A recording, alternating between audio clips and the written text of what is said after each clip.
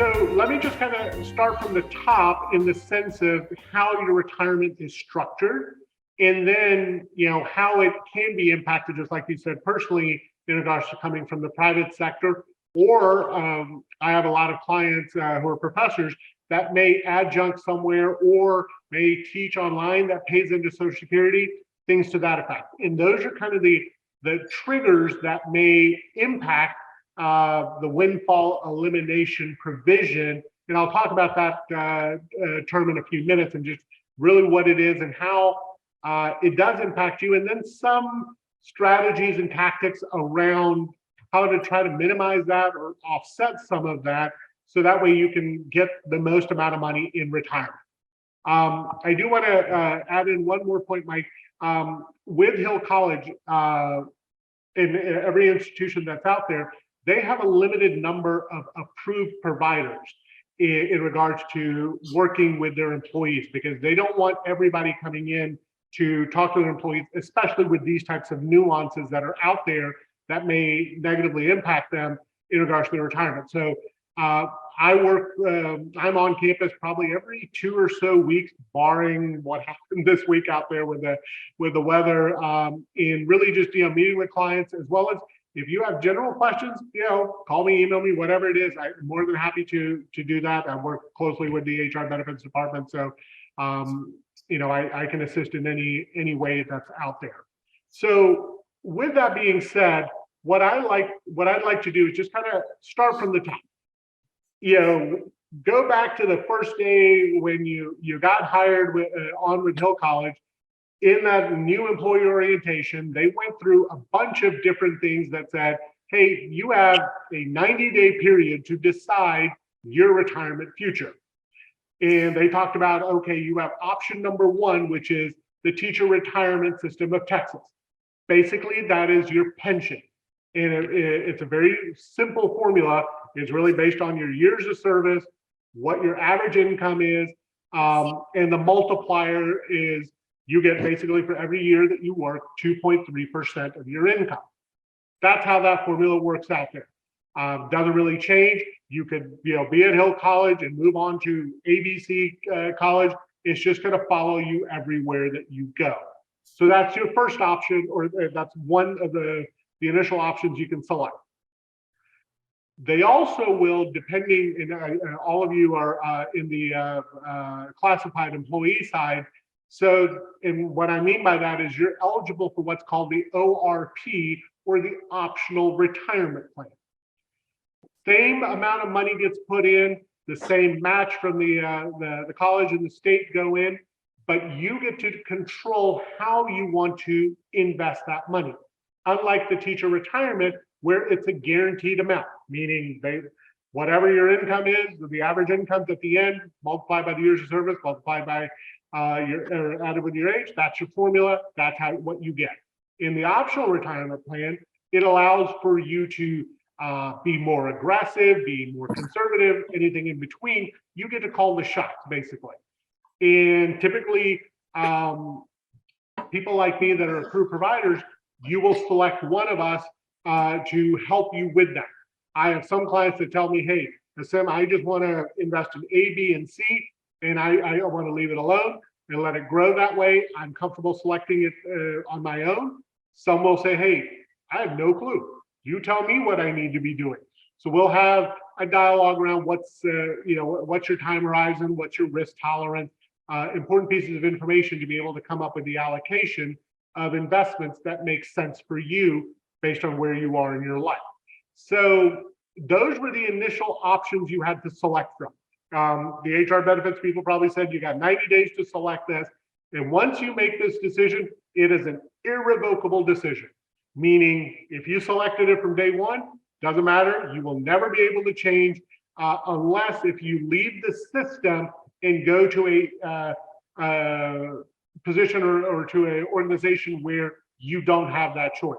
And why I bring that up is I've had this happen where some people from the collegiate side end up taking a position in K through 12.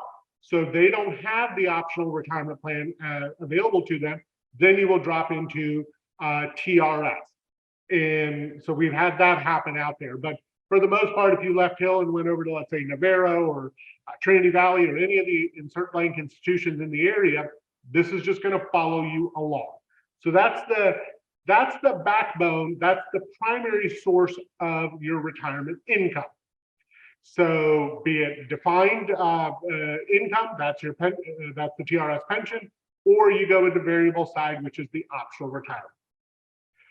Along with that, you have the option to save above and beyond the mandatory portion. The TRS and ORP are mandatory contributions. The voluntary is what's called the 403B. It operates just like the 401k in the private sector. The only reason why we have a different number is because the IRS says if you're an education employee or a nonprofit, you're going to fall into what's called the 403B side.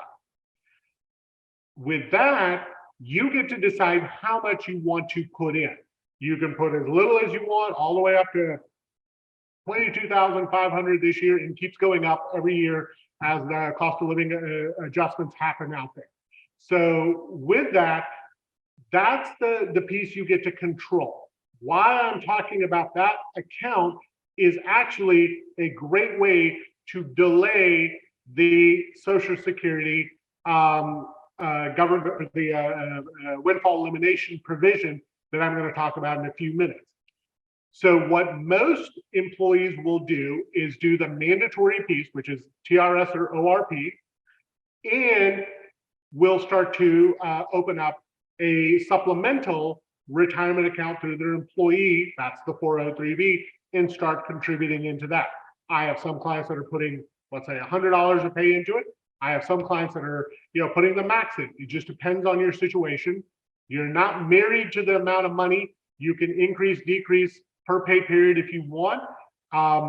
With most of my clients, every year we get together or we'll look at their finances. If you got a pay raise or you paid off some debt, we increase the contribution. So that piece is the key critical part, because that's what will help bridge the gap between be it your pension or the ORP, because the way the state of Texas, go ahead.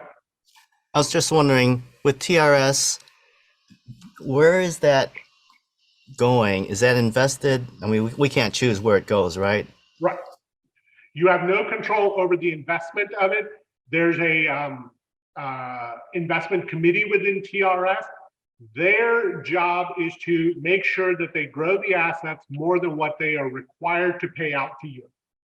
So they are probably buying into, right now, probably treasury notes, maybe some options on various, and I'm getting in the weeds here. So just some of those types of options to try to outpace whatever your withdrawal amount's going to be. Because yeah, and then with the optional 403B, we have some choice. You have 100% control over what to invest in. Now they have put certain limitations on the accounts. So, for example, I get asked this question quite a bit. Can I invest in Bitcoin? The answer is no, you can't do that. Or do certain types of commodities and things to that effect, or ETFs. You're only allowed to invest in mutual funds that are available out there.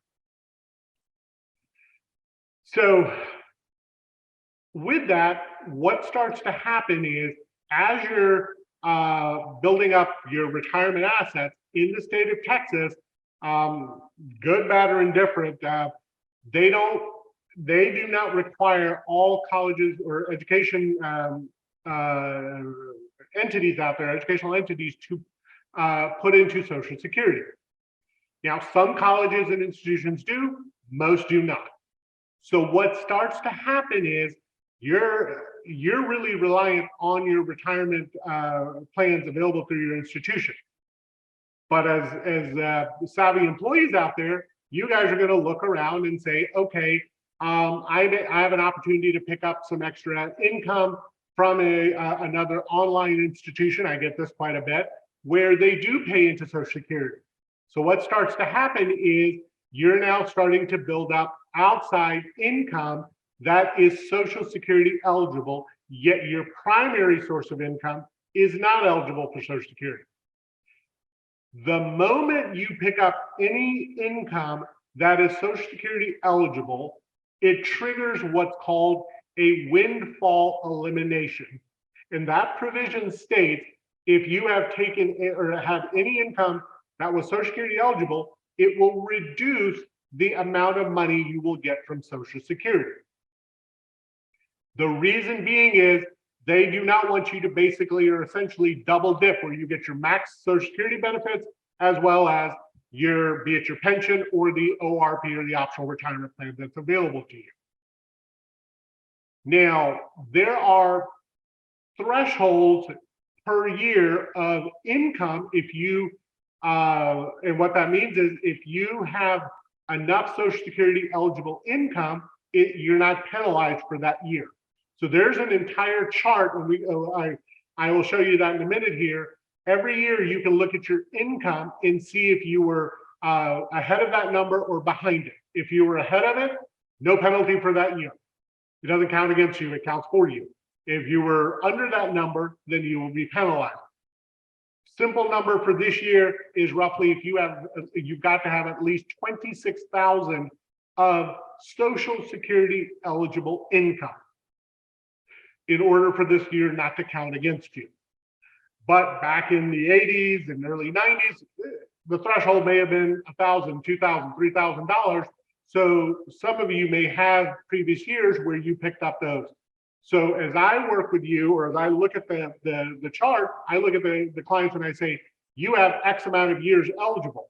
In order to avoid the reduction in your Social Security, you have to hit 30 years or more of substantial earnings. So what I will do is I will sit there and I will look at the chart and say, okay, you have, let's say, 26 years of eligible income. In order for you to avoid the penalty, you need to generate enough Social Security eligible income so for the next 4 years or 4 more years, and you can basically double dip. So each person is going to be on a case-by-case basis of how many years you have. And if you don't hit that, then there will be a reduction in your Social Security benefit.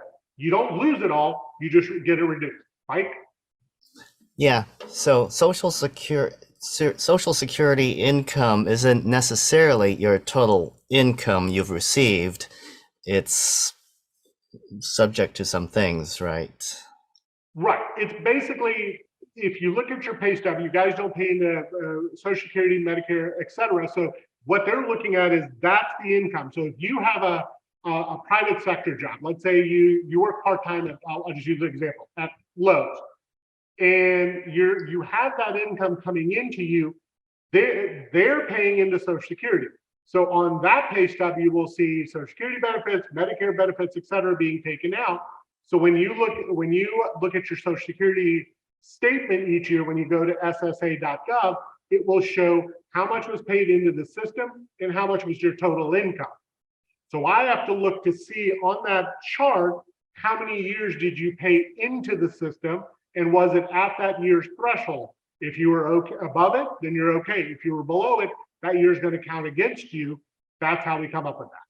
Yeah, feel free to use my charts I supplied you. Let me hop on over. Let me share that screen here. All right. I can bring it up if you can.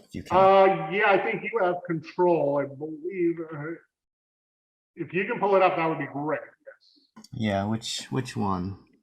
The one that has the substantial earnings. It'll be 3 columns of charts. There you go. Perfect. Yep. So as you can see on this chart, depending on what year you work, it shows how much you had to hit in order for that year of credit. And then that chart on the far right side at the bottom where it says years of substantial earnings, if you have 30 or more years, your reduction is very, very minimal at 10% because you keep 90. And the others, as you can see, if you have 20 years or less of Social Security earnings, your Social Security benefit will be reduced 40%. So like I said a few minutes ago, each one of you is going to be on a case-by-case basis of how many years you have. So, some people hop in and out of the private sector. So they may have certain years where they hit it, certain years they don't. We just have to count how many total and then work towards seeing what kind of reduction we will have. So this also is kind of like that, you have to work 40 quarters of Social Security earnings to start getting that if you're in the Social Security system. But this is a little different aspect of it. Right. So 40 quarters automatically gets you into the Social Security eligibility. So that's the initial threshold. Doesn't matter what your income is, as long as you have 40 quarters of eligible income to come in, you're eligible for Social Security. This is talking about how to minimize the reduction based on how many years of substantial earnings. That's the key term there. And these two charts show what's the minimum Social Security income you have to have in order to get credit for that year. Do you want the other chart? Yeah, the long chart that shows the incomes, and I'll just kind of walk through that. I know it's a little small and blurry, but this shows what was the total income of the taxed Medicare earnings and then the taxed Social Security earnings. So what I have to look at is the second column, the column in the middle that says tax Social Security earnings. I have to make sure that hit that year's threshold. So for example, I'll use the year 2001. The threshold in order for that year to qualify was $14,925. In this scenario here, if I'm reading this correctly, the income that was earned was $18,153. So that means that year counts towards the 30-year mark that we're looking for out there. For another point here, there will be times where both these columns will be equal, meaning how much income went in for the tax Social Security as well as the tax Medicare. They may be the same number. All that means is all the dollars that you earned qualified you or were qualified, but you will see some, for example, I'm trying to scan through. If you look at 2009, total Medicare or tax Medicare earnings were $26,000 and change, but Social Security earnings were $7,717. That tells me, that year there was a little bit of side work, maybe part-time or something that was done that generated just that $7,000 and change. Yeah. So I've had quite a wild past here, but I don't have the 30 years of earnings of Social Security earnings. So my Social Security will definitely be cut. Yes. Right. Mm-hmm. And yeah, Mike and I went through that probably a month or two ago and just counted up the number of years and what that reduction, and then what are some strategies he could use to try to up or lower the penalty percentage. Yeah. Do we need to look at the TRS? Yes. So a couple of things on this page here that I do want to go through. The moment you take your the moment you take your TRS or your optional retirement plan, the first dollar that comes out, that's when the windfall elimination provision is triggered. Remember at the start of my conversation, I said there was a supplemental retirement account called the 403B. So one strategy that you can employ is utilizing that account to live off of for a year, 2 years, because by delaying the pension or delaying the first dollar coming out of the ORP account, you can, for that year, for that time period, take not only your Social Security, but also not be penalized on it. So the clients I work with out there, if they can, I want them to try to fill up that bucket as much as humanly possible. So that way, when they retire, they may be 2 or 3 years before they start their pension, 2 or 3 years before they even touch their TRS pension out there. So that's a strategy to be able to maximize and double dip in regards to that. Yes, Mike. Yeah. So we've talked about how much Social Security might be cut, but one of the reasons for this statement is to show like your highest salaries, and how does that play in with what you're going to get, 2.5% of. Right. So remember I said the formula was years of service plus your age times your 2.3%. That's the multiplier that you get out there. So what they look at is the average of the highest 5 incomes. Now, one thing I will, a lot of people will ask me, is it the last 5 incomes or 5 consecutive incomes? The answer is no. It's just your highest 5. And I've had this happen numerous times where somebody may take on additional roles or responsibilities, or maybe they're an interim, director, VP, or head of department or something like that, where their income goes up for that 2-year time period while they're in that role and drops back down. So it's just the average of the highest 5 incomes that are out there. And actually, you're a perfect example. One of your highest 5s is the 2010 income. And then it seems like 19 through 22 are your other 4. So TRS just looks to try to maximize what your pension is. So another strategy that I try to tell people during your career, if you have the opportunity to get a little bit of a pay bump or something like that, try to do that, because it's based on the highest income, not just your last 5 out there. So to get the retirement, you have to formally retire? Yes. So with TRS, typically what people will do is about February, March time period, they will reach out to TRS down in Austin and request their retirement paperwork. They will send it's a blue packet that will come to you, and it will have all the information, all the forms, in order for you to file for your retirement. And the way that works is you will finish out your semester, and then whatever the end of your contract was. For some people that may be July, some people it's August. It just depends on each person. So you're going to be paid through by the institution through your contract, and then in September the pension will kick in. Now there may be a shortfall, and they will back pay you for the time that you had officially left your position to when your Social Security kicked in. So I have some clients that may get 2 or 3 pension pension amounts in that first pension paycheck, depending on what was overlapped out. So that's the process in order to start your retirement once you've hit that.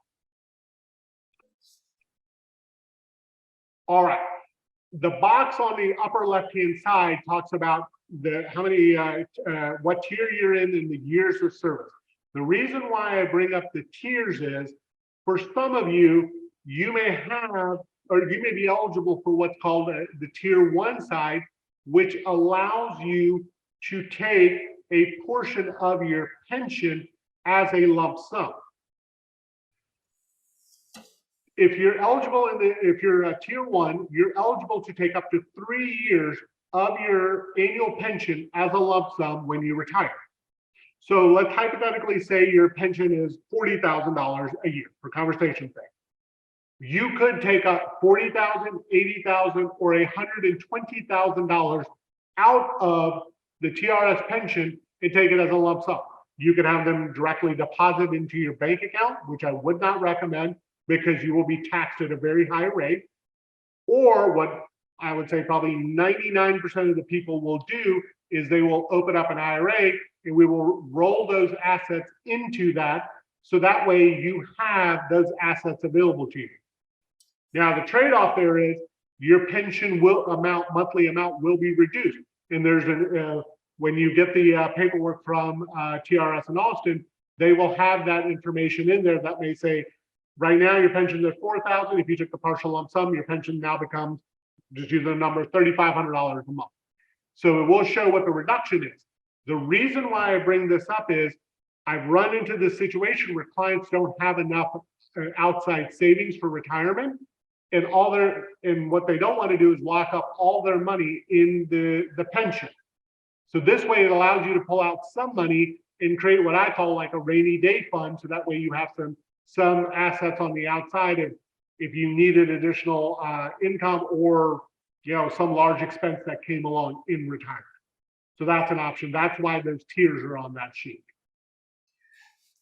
So pensions, when they're distributed to you, they are taxable. You will pay taxes on them, yes. Mm-hmm. Mm-hmm. Yeah.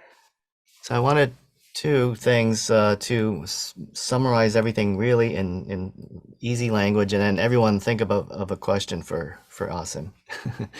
So maybe you can, as they're thinking of a question, maybe you can start just to sum everything up here. Sure. So, in very simple terms, regardless of whichever option you selected, be it the pension or the optional investment side, the key is to know what all is available to you in regards to retirement. And if you work in the private sector for any amount of time, and even if it's on a part-time or short-term basis, talk to a professional just to see what that looks like. Because there are a lot of scenarios where you could get that Social Security benefit and delay or defer some of your other retirement income sources out there. So in very simple terms, you have a lot of options. It's not the end of the world to work in the private sector. I actually think it's a good move if you do it correctly. And if you're doing it at an early enough stage, there are strategies that we can put into place now to help you avoid or minimize the windfall elimination provision altogether out there. Okay. All right. Someone raise their hand and ask a question. Same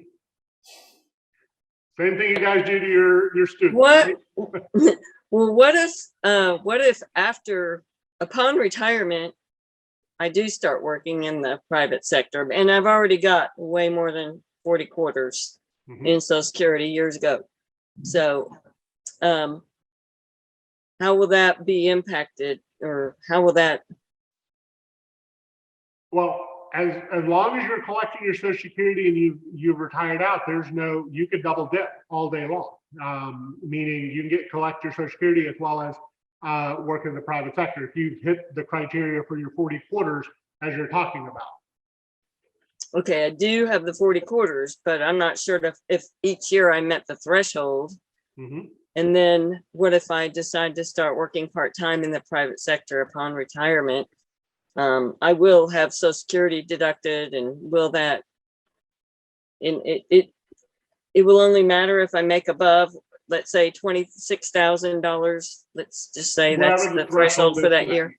That is correct. But if you've already retired and you're collecting your Social Security and you've hit your, how they always tell you at 66 and 6 or 67, age 67, you are 100% eligible for your Social Security benefits. As long as you hit that, meaning you haven't taken Social Security early, because you're allowed to take Social Security at age 62. It's a reduced benefit, but if you've hit your normal retirement age, that's what they call it. For most people, it's 66 point something. So if once you've hit that, it doesn't matter. There's no penalty for having Social Security as well as having a full-time job.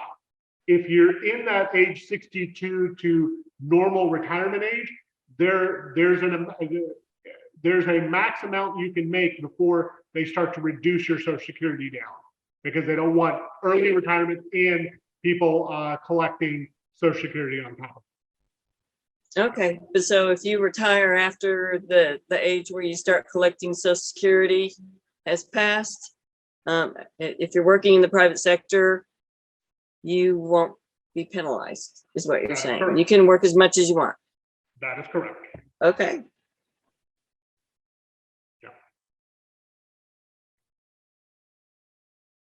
Hey, I have a question for you. Can you see me? Yes. I'm in a similar situation in that I worked for 20 years outside of in a private system and paid Social Security. Mhm. Then I taught for 4 years within the TRS system, and but not quite vested. This is my 5th year, and so this year I'm going to be vested into that system. And just like the others, I had a choice between TRS and I forgot the other choice. ORB, did you call it? ORB, yes. What is ORB exactly? And in my situation, should I have chosen the ORB versus continuing with TRS? Well, what ORP is, it just allows you to select your investments instead of someone else selecting them for you and giving you a guaranteed income source. The pension is guaranteed, meaning you put in X amount of dollars at retirement, you're going to get X amount of dollars sent to you. You have no say in how much it grows. You can't take advantage of any market upside or anything to that effect. In your case, if you're 4 years in and you're going to be vested now, this is your 5th year in TRF, not knowing your entire situation, if you're not planning on working another, let's say 15, 16 years, odds are probably ORP would have made more sense because you could have tried to outpace whatever the 3-4% growth or the investment that TRS is doing or making out there for you. So when I get to retirement, let's say, let's call it shorter. Let's say I work for another 10 years. Okay. And so I end up with 20 years in private work with Social Security and 15 years, in TRS. Mm-hmm. What does that look for me at the end as far as a reduction in Social Security? Well, we'd have to look at that chart to see how many eligible years of Social Security did you have. If you have 20 years, it will show what the percentage reduction will be. So then we look at your Social Security statement and let's just say, let's keep the math simple. The reduction amount, I'm just going to look it up for myself here, at 20 years is a 40% reduction. So let's say your Social Security was $2,000. So it'll be reduced by 40%. So now we're down to $800 reduction. So you would get $1,200 on that.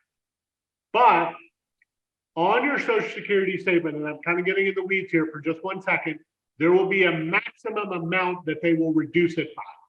And it'll be like $400 or $500. So you will hit that, and that's the amount your Social Security will be reduced by. They're not going to go past that.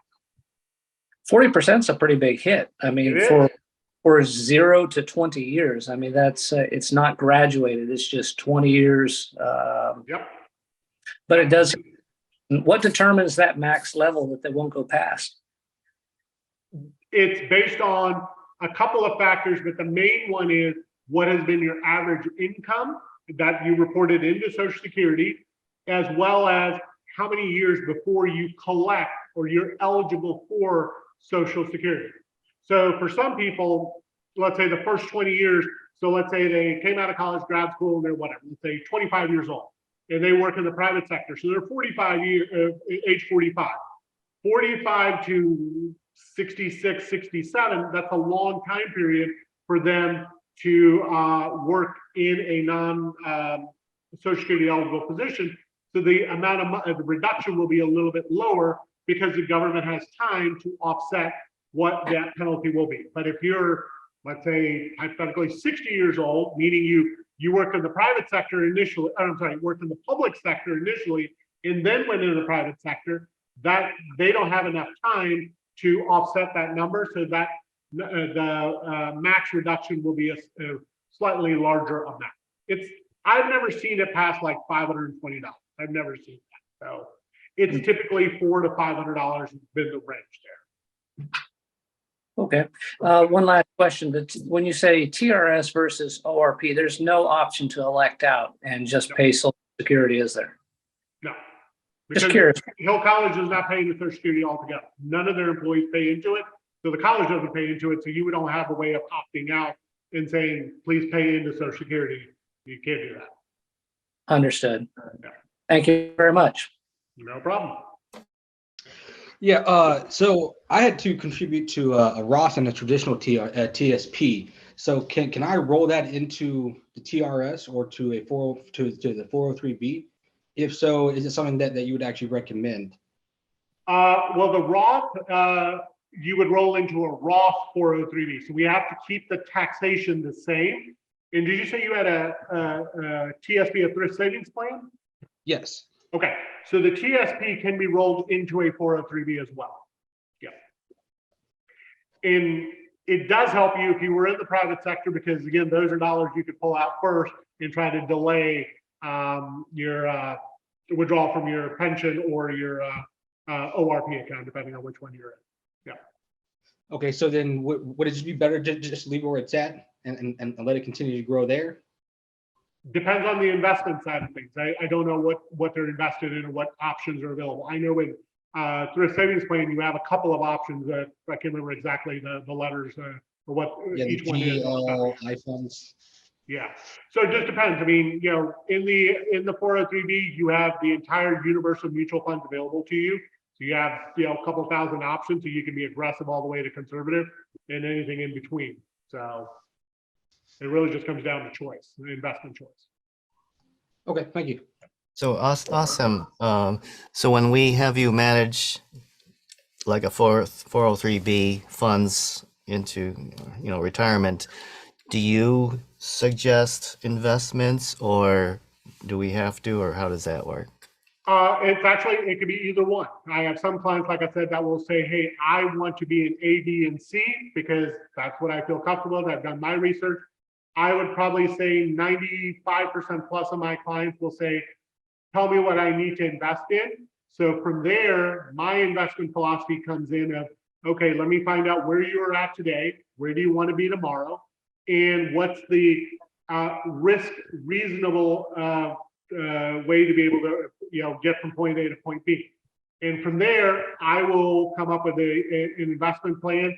And then I'm managing that on a day-to-day basis, rebalancing it, seeing if there are market conditions that are saying, hey, get out of this and come over on this side.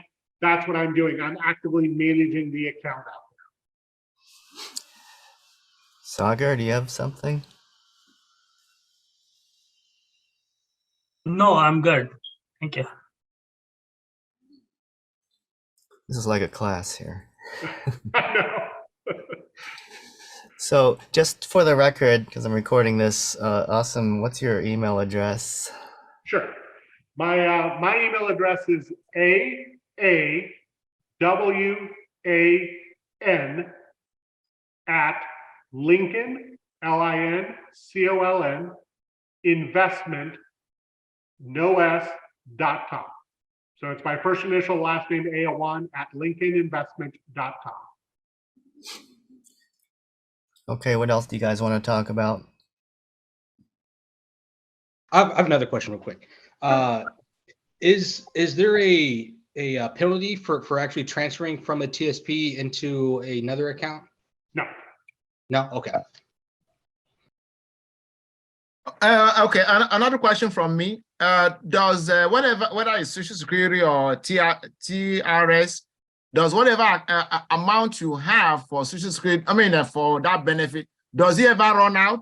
Okay, let's say I retire at, let's say 75, and who knows, I might live another 50 years from that, supposedly, you know. Can I continue to receive a Social Security, benefit after retirement at 75, and probably I live for another 50? You know, it's just a hypothetical question. Okay, repeat the part. You want to retire at age 75? Yes. I guess my question is, does the benefit ever run out? Does it run out? There's no age limit. Social Security or TRS? Either. whether it's Social Security or TRS? Does it ever run out? No, because it's a guaranteed pension plan. So Okay. yeah. Okay. All right. Thank you. Yes. That's kind of good. You can live forever. You get paid forever. Yes. If we could only All figure right. out how to live forever. Hola, Yeah. Roberto. Hola, hola. Do you have any? I can play the recording later, but do you have any initial questions while Mr. Asim is here? Well, I would like to know if there is any way that I can take the money from what is TRS and not being affected on the check from the Social Security. That was actually what we talked about mostly in this conversation. So really what it depends if you have other assets that you can live off of in retirement. If you delayed your TRS, you wouldn't be penalized. So not knowing your full situation, there are ways around it, but I don't have a specific answer without knowing your specific situation there. So. Okay, thank you. I'll watch the video and then Yeah. I'll follow. Thank you. Sure. Yeah. I've got a quick question. Yeah, Brian. So I'm on ORP. Mhm. Is there an age at which I have to start drawing from that? Nope. Right now, because the laws just changed, actually for you, Brian, I'm going off the top of my head, you're going to be age 75 by the time you have to take money out of the ORP if you're not working. As long as you're working, it does not matter. Okay. Yeah. And so I could, at age 62, in essence, start drawing early Social Security, retire, and then wait and do ORP whenever I feel like You it. got it. Okay. Yeah. That's why that 403B comes in so handy, where I have people that will retire early, start Mhm. collecting their Social Security benefit, and if they need supplemental income, they draw out of their 403B or savings account for that investment and delay taking the ORP to whatever age they need to. Yep. Okay. Thank you. Hey, Paul, do you have any comments?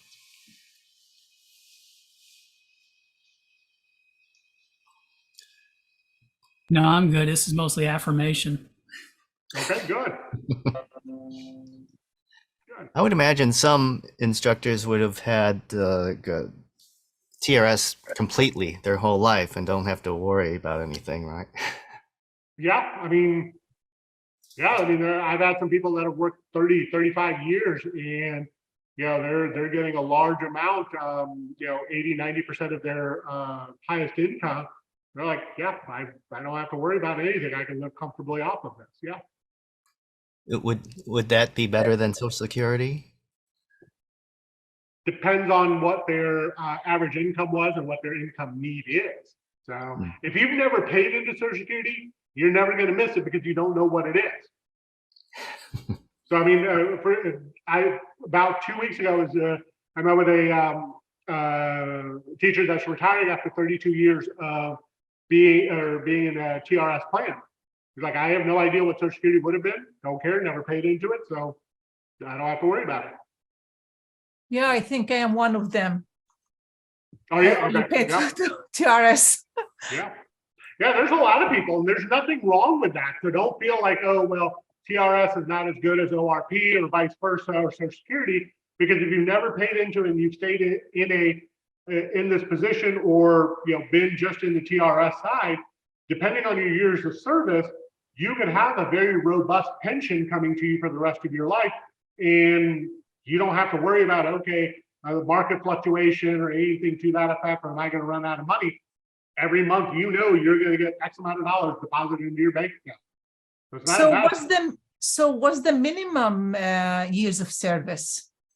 What are the minimum years of service for TRS? Well, 5 years is when you're vested.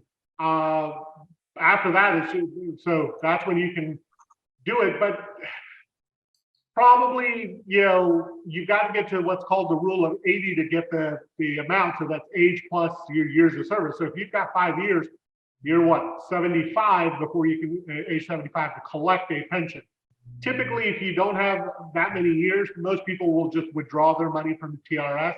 And typically TRS will offer that because they'd rather just give you that X amount of thousands of dollars instead of giving you a lifetime income.